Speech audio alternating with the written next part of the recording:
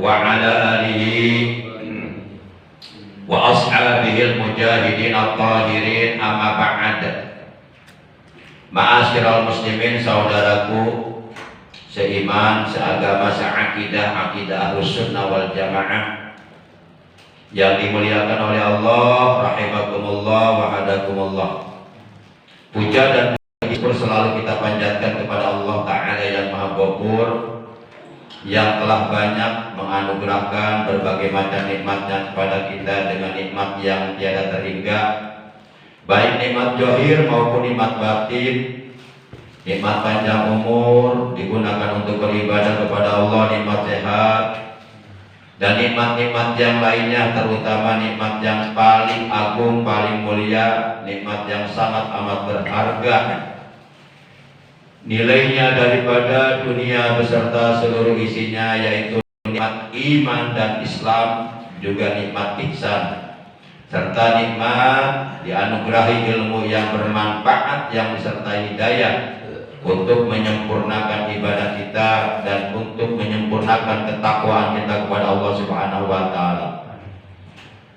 Sehingga alhamdulillah dengan berbagai macam nikmat yang dianugerahkan oleh Allah kepada kita, juga tentunya dengan pertolongan Allah, pada kesempatan malam ini kita dapat kembali duduk, berkumpul, bermuajahah, bersilaturahim di majlis ilmu yang mulia, di musola Abdan Syakuro yang kita cintai ini, semata-mata kita niat menjalankan perintah Allah dan Rasulnya dengan tujuan libtigha'i mardhatillah, untuk mencari ridha Allah.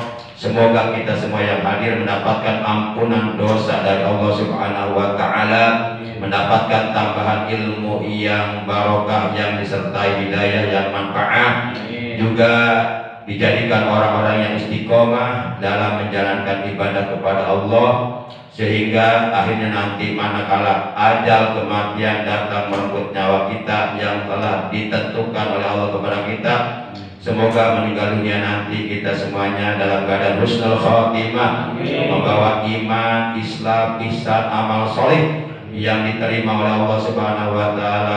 Amin ya Allah ya Rabbal alamin. Salawat teriring salam semoga tetap dilimpahkan selalu atas paduka alam yang mulia, baginda tercinta, panutan kita, ikutan kita, Nabi Agung, Nabi besar Muhammad Sallallahu Alaihi Wasallam beserta seluruh keluarga beliau, para sahabat beliau, dan seluruh pengikut beliau yang tetap setia dan tetap cinta kepada beliau, dan selalu berusaha membuktikan kesetiaannya dan kecintaannya kepada beliau dengan istiqomah menjalankan segala perintah beliau, menjauhi larangan beliau, menghidupkan dan mengamalkan sunnah-sunnah beliau, mengamalkan ajaran Islam, sekaligus mempertahankan ajaran Islam yang telah diajarkan oleh beliau kepada kita. Semoga di hari kiamat nanti kita dan keluarga kita, juga saudara-saudara kita, dengan barokah kita istiqomah duduk di majelis ilmu, beliau berkenan memberikan syafaat kepada kita. Amin ya Allah ya Rabbal alamin. Ma'asyiral muslimin, saudaraku yang dimuliakan oleh Allah, rahimakumullah wa hadakumullah. Sebagaimana biasa, kita awali pengajian rutin kita pada malam ini dengan pembacaan Ummul Quran, Suratul Fatihah, dan dengan pembacaan sholawat atas kekasihnya Allah. Semoga dengan barokah, karomah, mujizat, kemuliaan dan keagungan daripada surah Al-Fatihah dan barokah dari bacaan salawat atas Nabi kita tercinta, apabila ada di antara anggota keluarga kita dan ataupun saudara kita yang saat ini sedang dalam keadaan sakit atau sedang dalam keadaan dirawat di rumah sakit, semoga mereka yang sedang sakit oleh Allah lekas disembuhkan dari sakitnya dan diberikan kesehatan yang barokah, yaitu kesehatan yang selalu digunakan yang untuk beribadah, untuk menambah amal soleh buat bekal hidup nanti di alam akhirat. Amin ya Allah ya Rabbal alamin. Yang sedang menuntut ilmu, anak-anak kita, cucu-cucu kita, baik menuntut ilmu di pondok pesantren dan ataupun menuntut ilmu di lembaga-lembaga pendidikan lainnya, semoga mereka oleh Allah diberikan ilmu yang bermanfaat, yang barokah, selalu disehatkan, dipanjangkan umurnya, dijadikan anak yang soleh dan soleh, yang takwa kepada Allah, berakhlak mulia, berguna bagi dirinya, keluarganya, agama, bangsa dan negara. بتلك النيات الفاتحة. أعوذ بالله من الشيطان الرجيم. بسم الله الرحمن الرحيم. الحمد لله رب العالمين الرحمن الرحيم مالك يوم الدين إياك نعبد وإياك نستعين اهدنا الصراط المستقيم صراط الذين أنعمت عليهم غير المغضوب عليهم ولا الضالين رب اغفر لنا ولوالدينا آمين. يا نبي سلام عليك يا رسول سلام عليك يا حبيب سلام عليك صلوات الله عليك يا نبي سلام عليك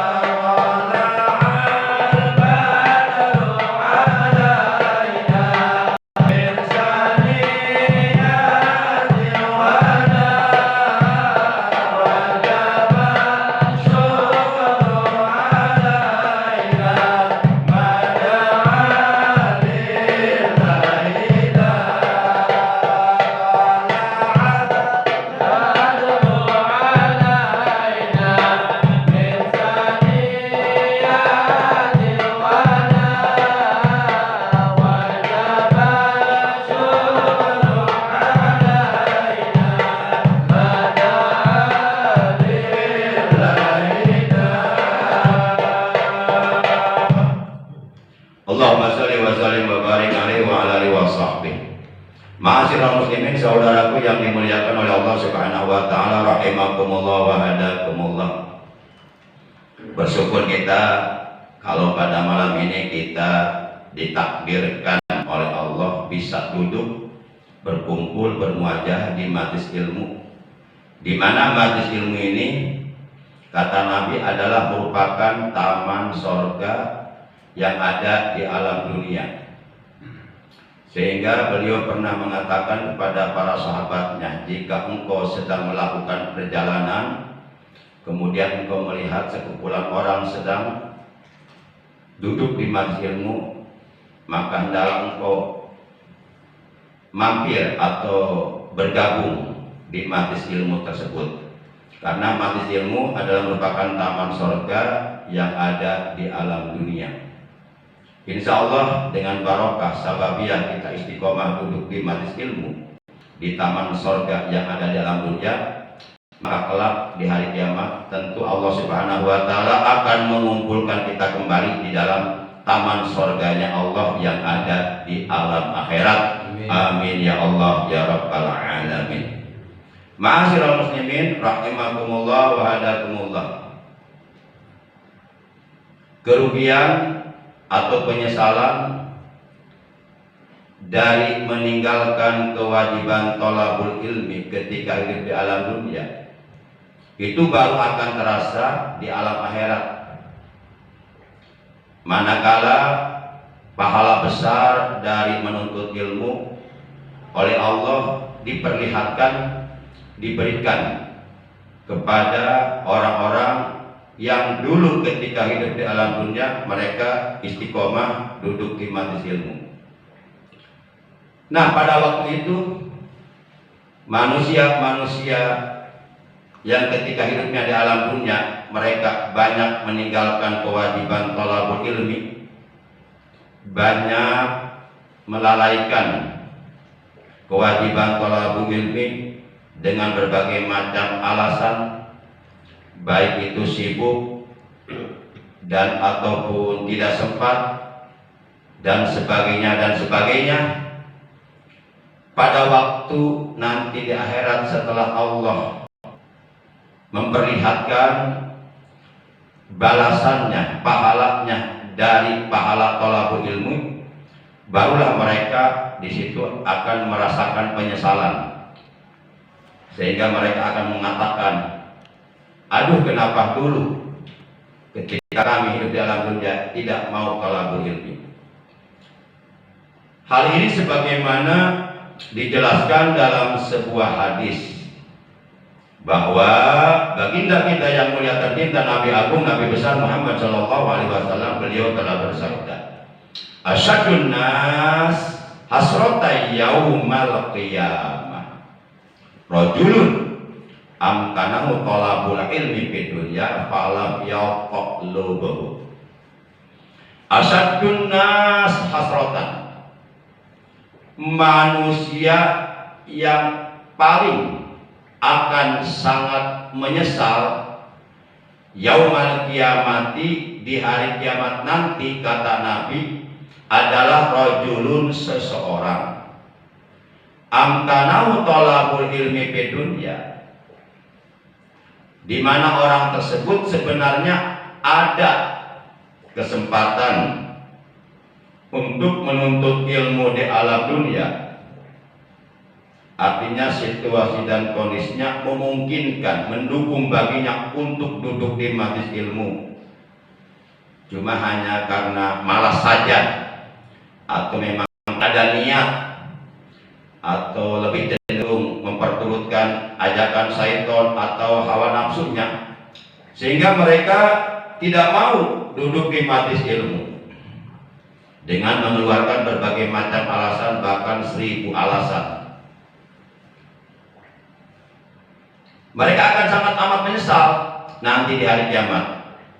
Ada kesempatan hidup di alam dunia untuk menuntut ilmu, falam yaqlubuhu, akan tetapi ia tidak mau menuntut ilmu agama. Di antaranya perkara yang dapat membuat mereka menjadi menyesal di alam akhirat nanti akibat melalaikan kewajiban thalabul ilmi, Karena pahala dari menuntut ilmu itu sangat besar. Pahalanya jauh lebih besar daripada pahala sholat, jauh lebih besar daripada pahala ibadah puasa, jauh lebih besar daripada pahala ibadah haji, jauh lebih besar daripada pahala ibadah jihad.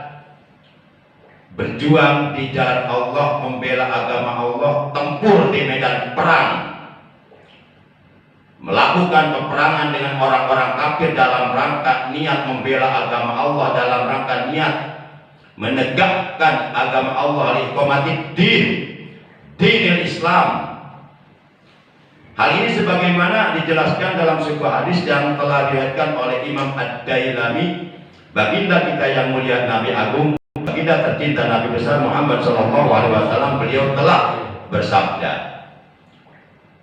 talabul ilmi afdalu indallah minas shalah was siyam wal haji wal jihad fi sabilillah. Talabul ilmi, bermula menuntut ilmu, bermula mencari ilmu. Afdalu itu lebih afdal, lebih utama, lebih besar pahalanya indallah, menurut Allah, minas shalah, dari pahala sholat. Karena sebanyak apapun kita melakukan sholat, serajin apapun kita melakukan sholat, itu kalau sholat yang kita kerjakan tidak didasari ilmunya akan menjadi sia-sia. Maka mencari ilmu ini memegang peranan, ilmu ini memegang peranan penting dalam setiap ibadah yang kita lakukan kepada Allah, baik ibadah mahdoh dan ataupun ibadah ghair mahdoh. Itu sempurna atau tidaknya ibadah yang kita lakukan kepada Allah itu bergantung kepada ilmunya. Bahkan kemungkinan besar ibadah kita tidak sah, ibadah kita tidak akan menjadi baik, tidak akan menghasilkan pahala. Jangankan menghasilkan pahala, jangankan diterima, ibadahnya pun tidak sah apabila ibadah yang kita lakukan tidak didasari ilmunya. Jadi ilmu ini menjadi barometer, menjadi tolok ukur terhadap sempurna atau tidaknya ibadah-ibadah yang kita lakukan kepada Allah, baik ibadah mahdoh dan ataupun ibadah ghair mahdoh, itu sangat bergantung kepada ilmunya. Tentu orang yang paham ilmu tajwid itu dia akan mampu membaca Al-Quran lebih baik, lebih fasih daripada orang yang sama sekali tidak paham ilmu tajwid. Sehingga hasilnya pun pasti beda, pasti itu udah dapat dipastikan. Makanya kata Nabi, mencari ilmu itu lebih afdal, lebih utama, lebih istimewa, lebih besar pahalanya minas sholat daripada ibadah sholat. Sholat juga ada ilmunya. Kadang-kadang masih banyak saudara-saudara kita yang rajin sholatnya, namun ketika ditanya pengertian sholat menurut lugah dan istilah, mereka nggak bisa menjawab. Contoh, ini ceritanya, kita nanya sama orang yang rajin sholat, kita tanya, coba kamu jelaskan pengertian sholat menurut lugah apa, pengertian sholat menurut istilah atau menurut hukum syar'i apa. Ini banyak saudara-saudara kita yang nggak mampu menjawab karena nggak ada ilmunya. Tapi kalau kita punya ilmu, kita bisa menjawab. As-salatu lughatan ad-du'a, wastilahan aqwalun wa af'alun makhsusatun muftatahatun bit takbir muftatamatun bit taslim. Ini keterangan ini akan kita dapatkan kalau kita ngaji kitab-kitab karya para ulama dahulu.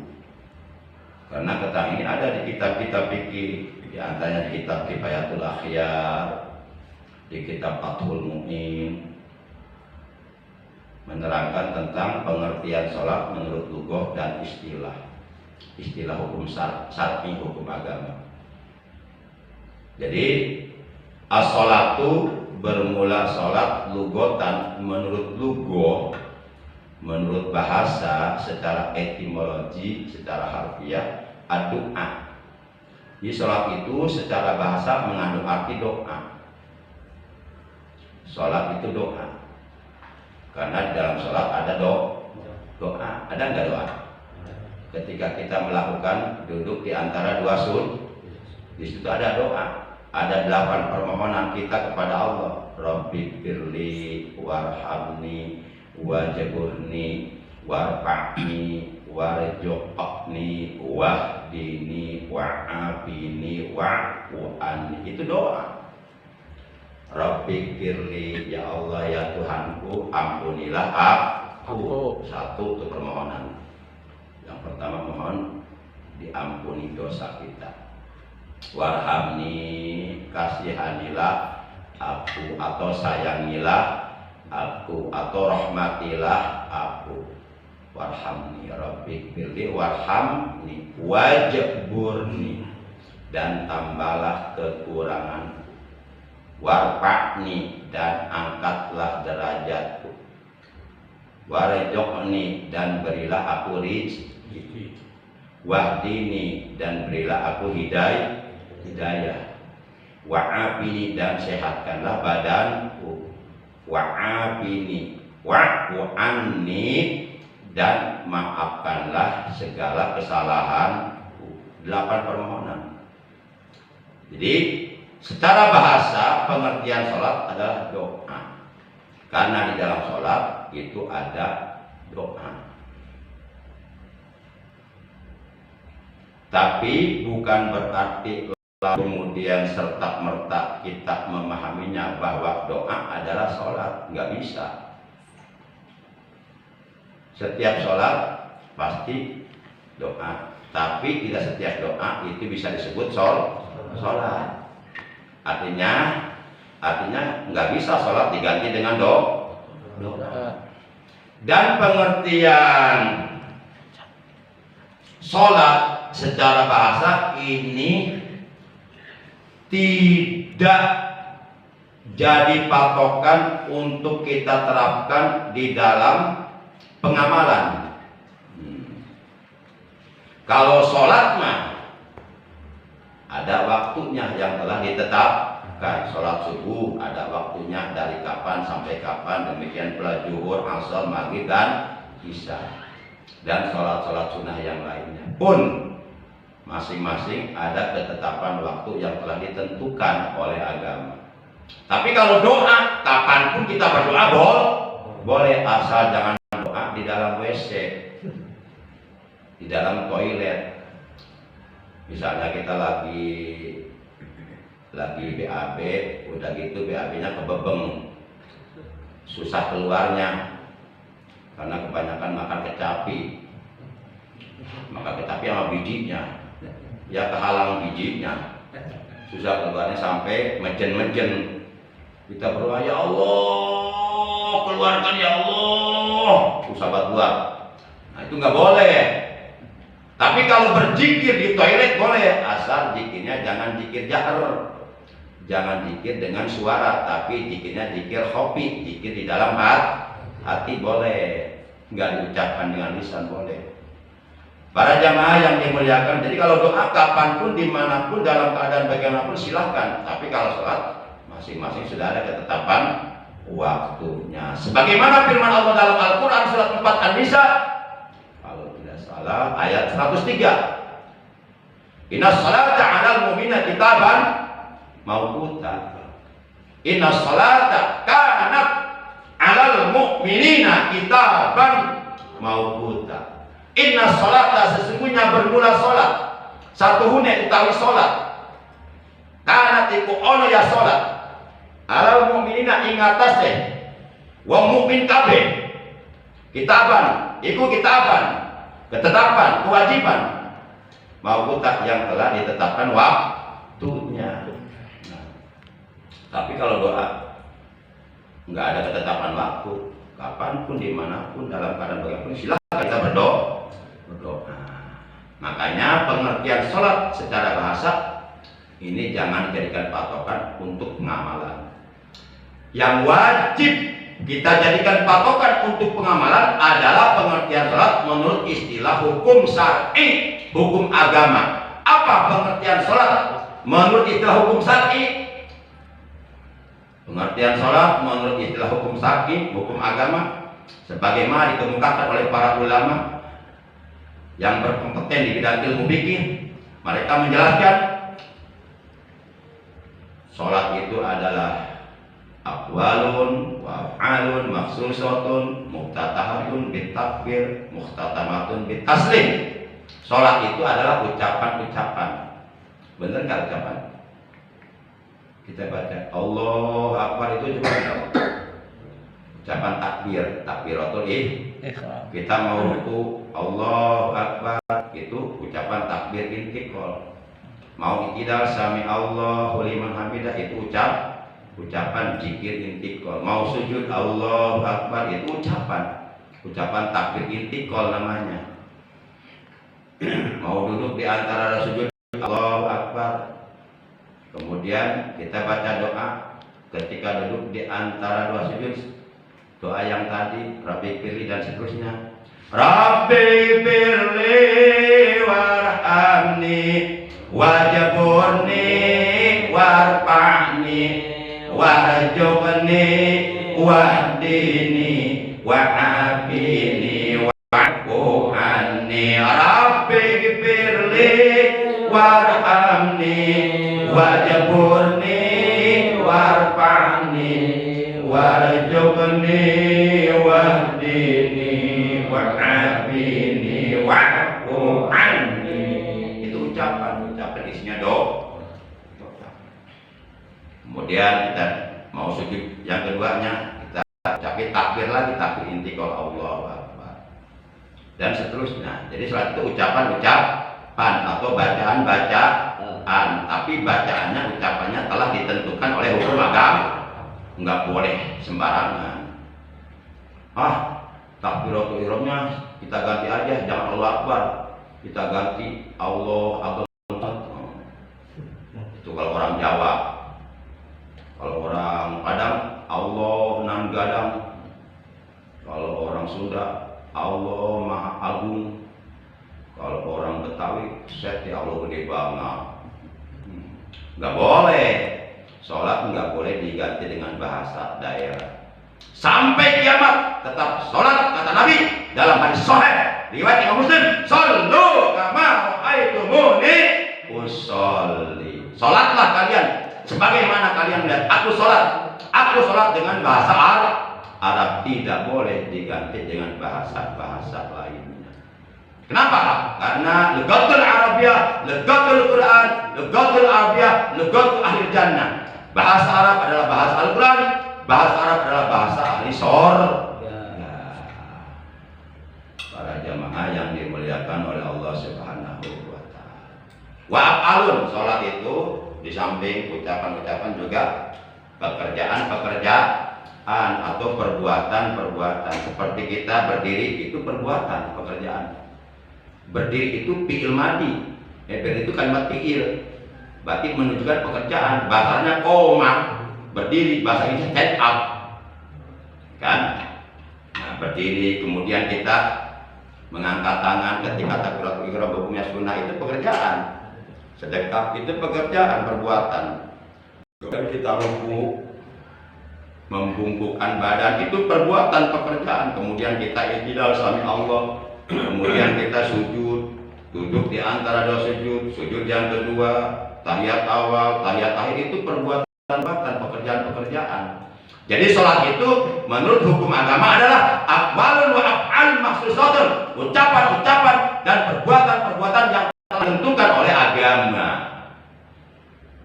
Muftatahatun, yang dibuka dimulai bitakbir dengan ucapan takbiratul ihram Allahu Akbar. Muhtatamatun, dan sholat ditutup diakhiri bitaslim dengan ucapan salam Assalamualaikum warahmatullahi. Itulah pengertian sholat menurut hukum agama. Nah, kadang-kadang orang yang rajin sholatnya ketika ditanya tentang pengertian sholat menurut hukum agama, banyak yang belum bisa menjelaskan. Berarti ketahuan nggak ada ilmunya. Nah, bagaimana mungkin kita mengerjakan sesuatu yang kita nggak tahu ilmunya? Kan lucu. Sholat itu ibadah, harus dikerjakan atas dasar ilmu, bukan atas dasar ikut-ikutan, asal-asalan. Tidak, harus dilandasi ilmu. Wa kullu man bi ghairi ilmi ya'malu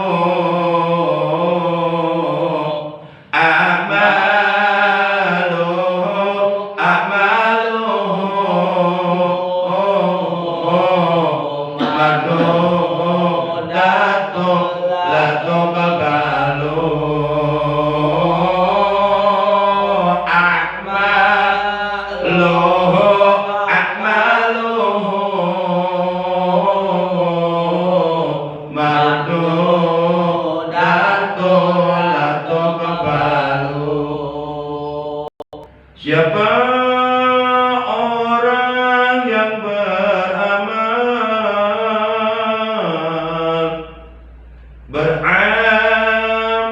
tanpa ilmunya,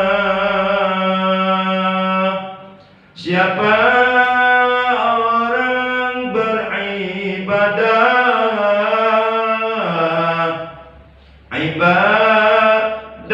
tanpa ilmunya, maka ibadahnya itu ditolak tak diterima, maka ibadahnya itu ditolak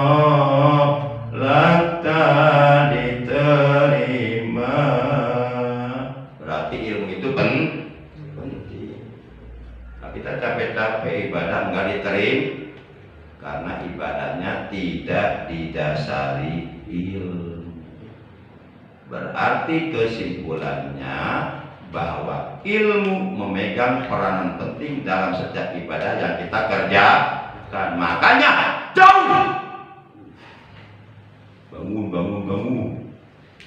Makanya jauh sebelum turun perintah sholat, jauh sebelum turun perintah puasa, jauh sebelum turun perintah ibadah zakat, jauh sebelum turun perintah ibadah haji, yang paling pertama kali turun perintah dari Allah adalah perintah thalabul ilmi. Bagaimana mungkin kita bisa mengerjakan sholat dengan sempurna kalau tanpa ilmu? Bagaimana mungkin kita bisa mengerjakan ibadah puasa dengan sempurna kalau tanpa ilmu? Jangan-jangan puasa kita tidak diterima karena puasanya batal akibat kebodohan kita dalam ilmu. Bagaimana mungkin kita bisa mengerjakan ibadah zakat yang sempurna kalau tanpa ilmu? Bagaimana mungkin kita bisa mengerjakan ibadah haji yang sempurna kalau tanpa ilmu? Ma'asyiral muslimin, saudaraku yang dimuliakan oleh Allah Subhanahu wa taala. Ini saya suaranya lagi enak nih. Ya, kalau suara lagi enak saya bisa, Kori bisa.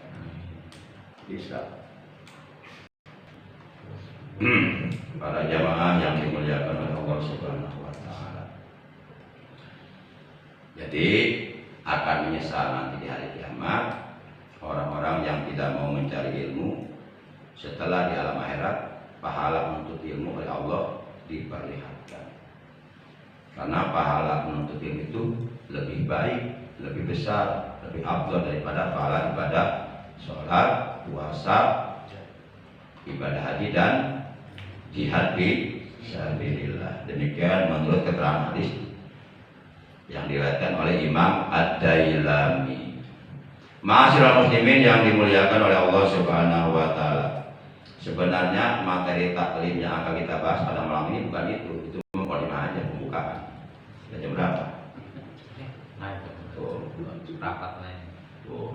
tinggal 15 menit. Sesuai dengan apa yang sudah saya sampaikan pada malam Sabtu seminggu sebelumnya, malam ini kita akan membahas tentang cabang perbuatan iman yang ke-16. Karena pada waktu itu nggak jadi, sekarang nggak jadi lagi ya. Nggak apa-apa deh, siap. Cabang perbuatan iman yang ke-16 adalah wabkhal bidinika mayuro bika maksam. Pelitkan agamamu mayuro, tidak dipandang, bika bagimu, maksamu dosa. Artinya memelitkan agama tidak dipandang dosa oleh Allah dan Rasulnya. Memelitkan agama tidak dipandang dosa oleh hukum agama. Yang dipandang dosa oleh hukum agama adalah memelitkan harta tidak dibelanjakan di jalan Allah, atau bersikap bakhil, bin, kikir, bin, pelit, bin, koret, bin, kumet, bin, malaikat koneng. Itu yang dilarang oleh agama, yang diharamkan. Tapi memelihara agama itu wajib. Artinya kita punya agama Islam, jangan diberikan kepada orang lain. Jangan ditukar dengan harta sebanyak apapun. Jangan ditukar dengan jabatan setinggi apapun. Karena agama Islam jauh lebih berharga daripada harta dan jabatan. Bahkan Islam lebih berharga daripada dunia beserta seluruh isinya. Itu yang dimaksud memelitkan agama. Hal ini sebagaimana diterangkan di dalam kitab Syukhul Iman. Siap Sultan wa gobna biyaka sumahatin qadarahu wa bakhal bidinika mayura bika masanu wa gobna biyaka sumahatin qadarahu wa bakhal bidinika mayura bika masanu wa gobna biyaka sumahatin qadarahu wa bakhal bidinika mayura bika masanu wa bakhal bidinika mayura bika masanu. Yuk kita selawatan dulu. Salatullah salamullah ala Taha Rasulillah. Ulangi. Salatullah salamullah ala Taha Rasulillah. Lanjut. Salatullah salamullah ala Yasin, ala Yasin habibillah, ala Yasin habibillah. Cinta bila Nabi kamu, Nabi Muhammad, agungkanlah pangkat Nabinya, Nabi Muhammad. Ulangi. Cinta bila Nabi kamu, Nabi Muhammad, agungkanlah pangkat Nabinya, Nabi Muhammad. Lanjut. Pelitkanlah agamamu, agama Islam. Memelitkan agama tidak dipandang dosa.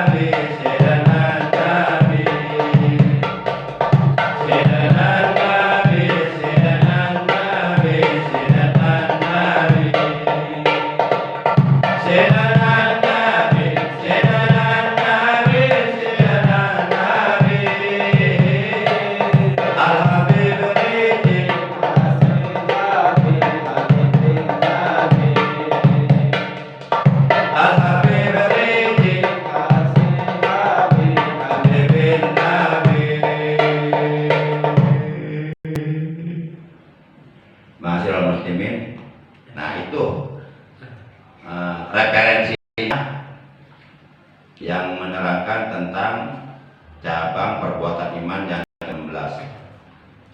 Jadi cabang perbuatan iman yang ke-16 adalah wabakhal bidinika mayurobika masa, memelitkan agama, maksudnya mempertahankan agama Islam sampai terbawa mati, sebagaimana firman Allah dalam Al-Quran surah 3 Ali Imran juz 4 ayat 102.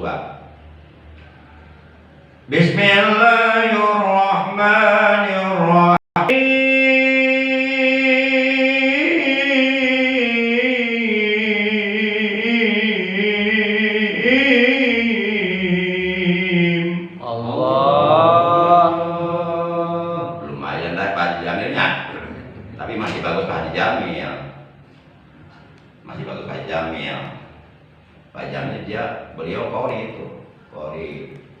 Beliau suka ikut MTQ musabakoh tilawat di kuburan.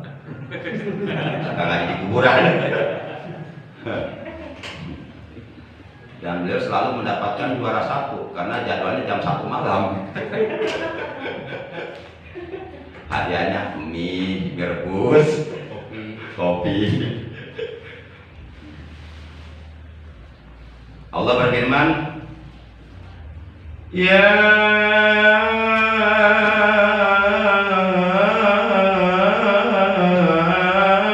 ayyuhalladzina amanu taqullaha haqqa tuqatih.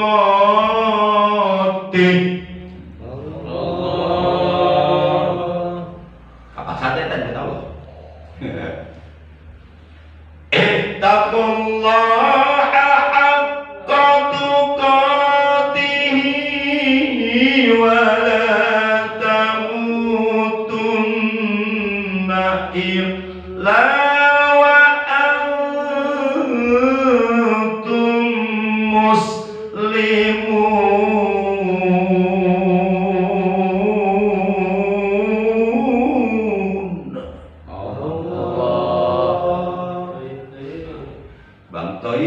Bang Toyib. Nah, saya kalau suara bagus pengennya ngaji puro terus, karena enak. Jadi hitung-hitung olahraga suara. Cek orang Sunda mah babatak suara lah, supaya sholatnya balurat gitu tak. Kadang-kadang saya kalau suara bagus, pengen ngopi aja, saya pakai lagam Quran, lagamnya. Hayya ngopi kapal api. Nah, ada ngopi kapal api ya. Para jamaah, jadi dalam Al-Quran surah 3 Ali Imran juz 4 ayat 102 jelas. Kata Allah, ya ayyuhalladzina amanu, wahai orang-orang yang beriman, ittaqullah, hendaklah kalian bertakwa kepada Allah, haqqa tuqatih, dengan takwa yang sebenar-benarnya takwa kepadanya, wala tamutunna illa wa antum muslimun, dan janganlah sekali-kali kamu mati kecuali dalam keadaan beragama Islam. Makanya cabang perbuatan iman yang ke-16 adalah memelitkan agama. Jangan sampai Islam kita jual, kita gadaikan. Jangan sampai Islam ditukar dengan harta, tahta, dan benda. Kita wajib mempertahankan agama Islam. Kita wajib menjaga, memelihara agama Islam. Jangan sampai lepas dari badan kita. Yaitu cara yang paling efektif dan efisien untuk menjaga keimanan kita, untuk menjaga keimanan kita, tidak lain tidak bukan adalah kata Allah dengan cara bertakwa kepada Allah Subhanahu wa taala. Yakin orang yang bertakwa kepada Allah komitmen konsisten selalu menjaga, melaksanakan perintah-perintah Allah, menjauhi larangan-larangan Allah, yakin keislamannya, keimanannya akan terjaga, sehingga manakala ajal datang merebut nyawa kita, insya Allah meninggal dunia dalam keadaan husnul khotimah. Nah, ini baru ngomong tanpa koma nih. Capek itu. Saya kalau udah ngomong itu kamu udah nggak pakai pikiran lagi, udah keluar aja udah. Para jamaah yang dimuliakan oleh Allah Subhanahu wa taala, kira-kira bisa paham nggak ini?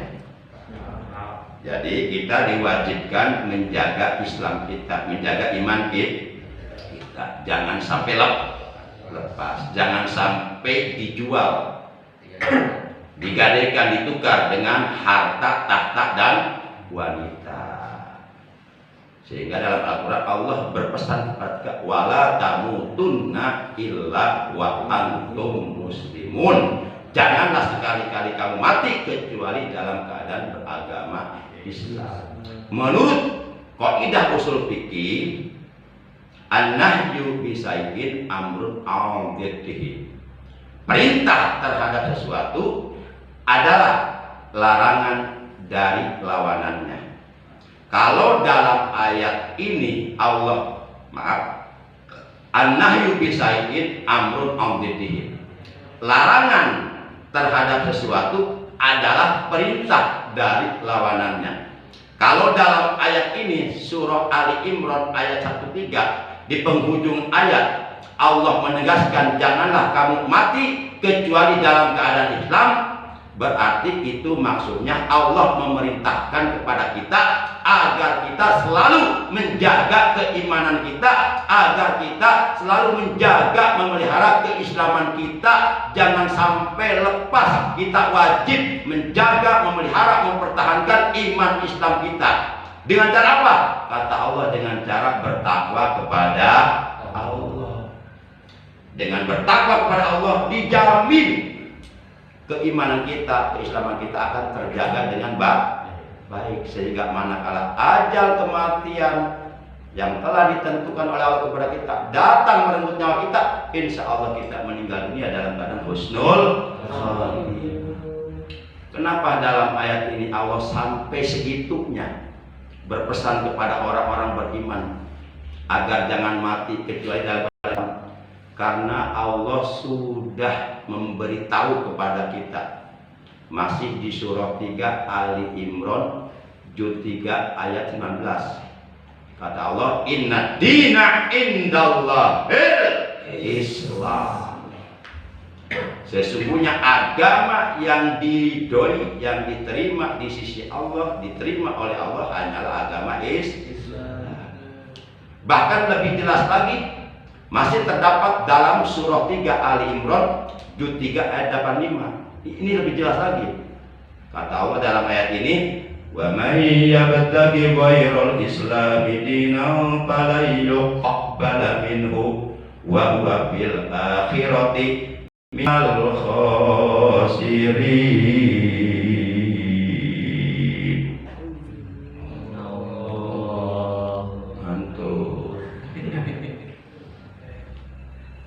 Dan barang siapa yang mencari agama selain agama Islam, ini kata Allah bukan kata saya, ini ada di surah 3 Ali Imran juz 3 ayat 85. Kata Allah, dan barang siapa yang mencari agama atau menganut agama selain agama Islam, maka sekali-kali tidak diterima darinya agamanya, wa huwa fil akhirati minal khasirin, dan dia nanti di akhirat termasuk orang-orang yang merugi, agamanya nggak diterima. Beruntung kita beragama ini hidayah Allah untuk kita, sangat mahal. Hidayah ini mahal. Hidayah ini nggak bisa dibeli dengan harta miliaran, bahkan triliunan.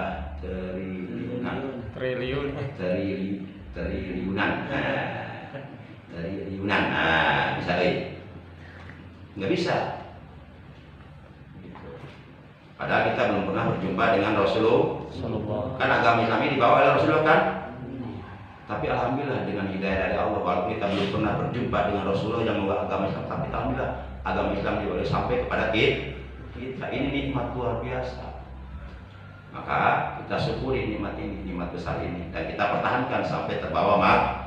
Bagaimana caranya untuk memperkuat keimanan kita, untuk memperkuat keislaman kita? Kata Nabi, jadidu imanakum bikasrati qauli la ilaha illallah. Perbelaslah imanmu, yaitu dengan memperbanyak ucapan la ilaha illallah. La ilaha illallah.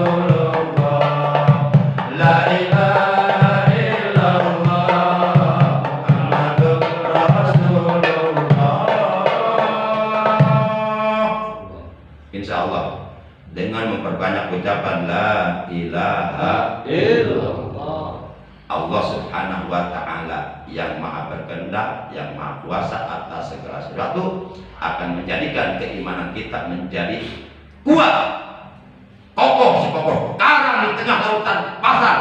Sekalipun badai menerjang dengan dahsyat, puting beliung menghantam dengan hebat, halilintar menggelegar, karang tetap berdiri dengan kokoh di tengah-tengah laut. Kalau istilah Sunda, terbidak keanginan, teruntur kehujanan, terapuk kepanasan. Insya Allah dengan memperbanyak ucapan kalimat tauhid, kalimat taibah, kalimat ikhlas, kalimatun najah, kalimat yang menjadi bentengnya Allah, kalimat takwa, maka iman kita akan semakin kokoh. Jadi kalimat ini jangan dianggap remeh. Dengan kalimat ini kita bisa masuk surga. Tanpa kalimat ini gak bisa surga. Dengan kalimat ini sholat kita akan diterima oleh Allah. Tanpa adanya kalimat la ilaha illallah di dalam sholat kita sebanyak apapun tidak sah. Jadi kalimat ini sangat berharga, lebih berharga daripada 7 lapis langit dan 7 lapis bumi beserta seluruh isinya. Ini bukan kata saya, kata Allah. Pada waktu itu Nabi Musa memohon kepada Allah, ya Allah, ajarkanlah kepadaku sesuatu yang aku bisa mengamalkannya, yang paling utama untukku. Kata Allah, Qul la ilaha illallah. Kata Allah, hei Musa, ucapkanlah la ilaha illallah. Nabi Musa ngeyel nih ceritanya. Kalau itu mah tuh semua orang juga udah pada baca. Saya pengen yang lebih dari itu. Khusus untuk saya yang spesial untuk saya. Jangan yang itu mah udah pada tahu lah gitu. Kata Allah, ya Musa, lau anna samawati sab'a wal ardina sab'a fi kafatin wala ilaha illallah fi kafatin la rajahat bihinna. Kata Allah, hei Musa, asal kau tahu,